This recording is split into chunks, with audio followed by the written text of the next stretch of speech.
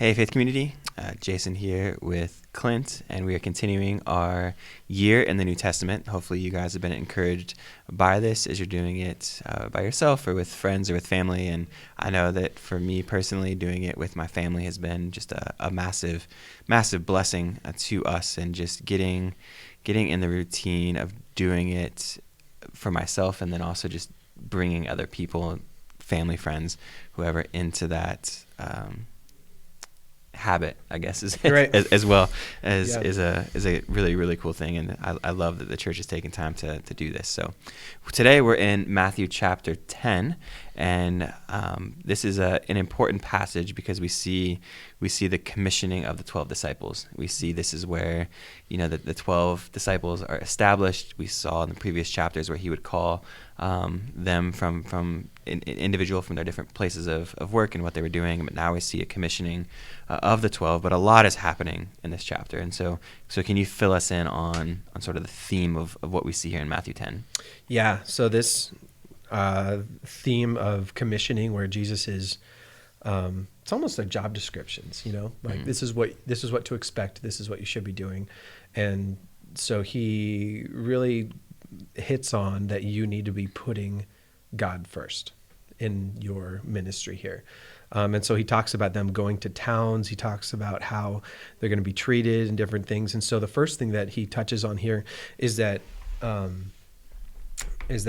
they're going to get persecuted.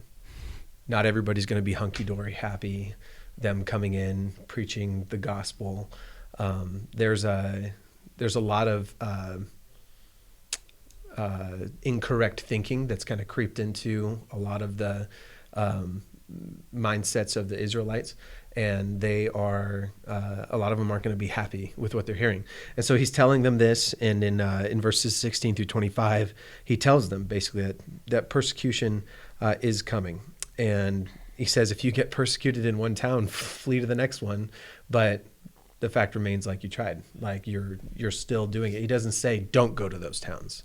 He says you're going to go to these towns, you're going to get persecuted, and if you do, move on to the next, and that's fine. And he talks about the relationship between those people and them, like if they will be received, they will receive a reward, and so on and so forth. But he talks about persecution from the disciples, and he talks about fearing God, not fearing those who can only kill the body, but fear the one who has control of your soul and spirit Right. after your body is dead. I would heartily agree with that as well. He says, don't fear those who kill the body but are not able to kill the soul. Rather fear him who is able to destroy both soul and body in hell. And so he just lays out the worst possible scenario for us and says, this is the one you need to fear. And fortunately, this is a God of forgiveness and a God of grace and things. And and then that's what the gospel is. So Right.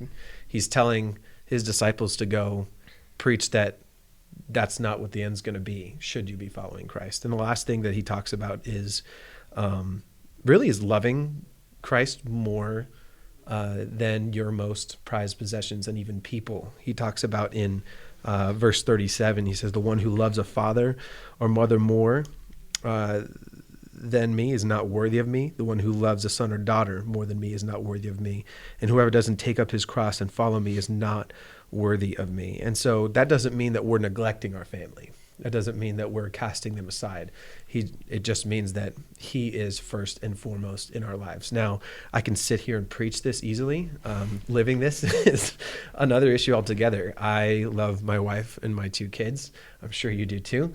And this is one of those things that when you are saying this from the Bible, this is coming from God, and being able to say this from experience. Anybody who can say from experience that they do love God more than their family, that's some deep soul searching truths if they can say that. So, and that's something that I think we all need to be looking at. Do we have something in our lives, whether it's your family? I mean, family is pretty high up there as far as priorities go, but is there something in our lives that we are more than our family, that we are pursuing more than we are Christ? Because so easily, especially in the U.S., as we have a lot of luxuries, we're kind of spoiled as far as nations go. Right. We have a tendency to worship other things besides Christ here in America. Yeah, I think for me, an exercise that I don't want to say I like to do, but I Right. need to do from time to time is fill in the blank in my own life, and it says I'll be okay as long as I have, and then whatever I'm tempted to put in there, as long as I have my family, as long as I have my job, as long as I have enough money in the bank to Place to stay. yeah, as long as I have, like, those are things that, okay, I need to ask myself, am I putting those things above God?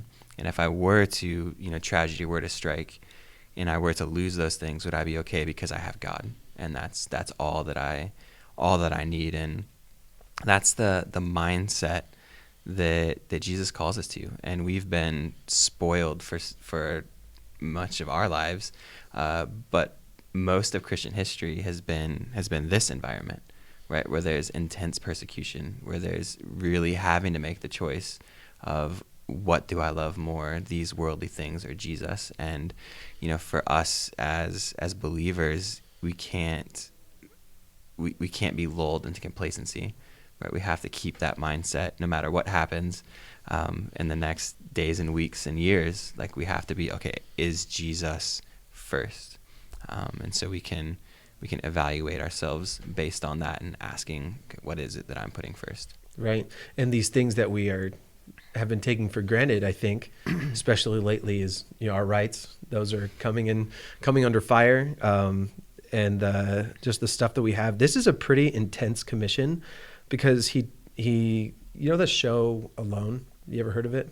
So Nope. it's these people. They get they basically they go out in the wilderness with nothing. And they have cameras and stuff, but they have to survive, and whoever survives the longest wins. This is a pretty intense commission where Jesus says, okay, you're going to go out and preach the gospel to these towns. You're going to get persecuted. And also, don't take any extra shirt. Don't take any extra pants. Like, don't take extra clothes. Just go and know that I'm going to provide for you. Yeah. And that people who receive the gospel, well, they're going to welcome you. You're going to have what you need. That's some pretty intense stuff. So Yeah. That's not necessarily his commission for us. I mean, we have a responsibility, us as at least fathers, to our families, but the point is here. But the mindset Yeah. of fully dependent on God is still there. Mm-hmm. So, yeah, that's all we got for chapter 10. Yeah, that's a great chapter, and I think as we are continuing still in those first weeks of the new year, like, we can really evaluate our commission as believers, as missionaries, and say, okay, am I willing to take up the same mindset these disciples had, and really, seize the opportunities that God has laid out in advance for us to do. Thank you so much for watching today. We look forward to catching up with you again on Sunday and then next week. Yep. See you Sunday.